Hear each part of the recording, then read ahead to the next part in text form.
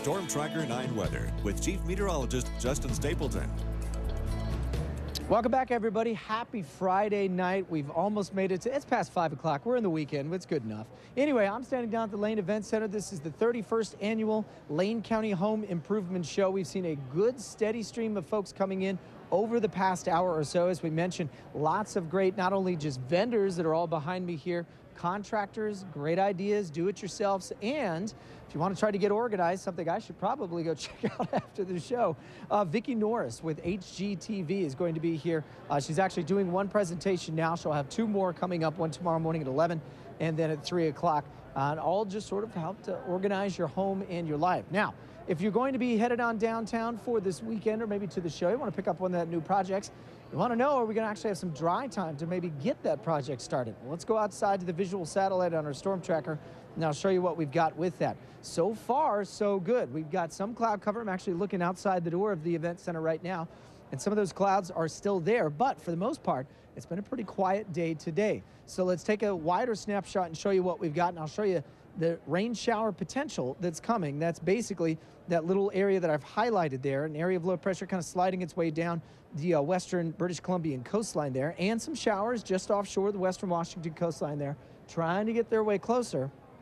We'll have to keep a peek on those for late night tonight. Now, if you're headed up the I-5 going to Husky Stadium, I do think that we'll likely see a dry game. You'll probably run into some rain as you're headed up at around 55 degrees for kickoff at 1 o'clock.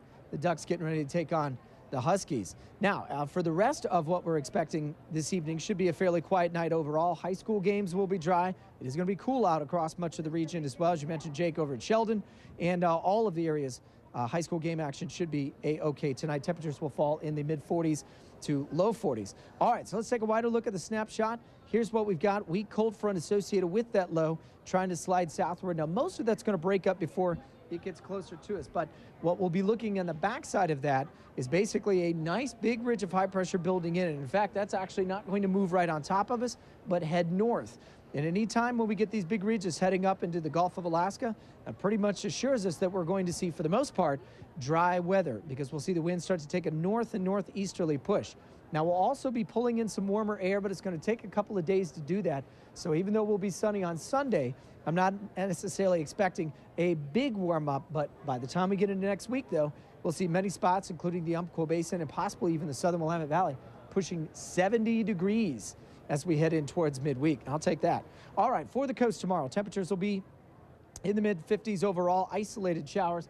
Northwest winds around 10 to 15 miles an hour. 7-day forecast for the coast also showing recipients of that dry weather, the offshore winds by Monday, Tuesday, Wednesday into the upper 60s.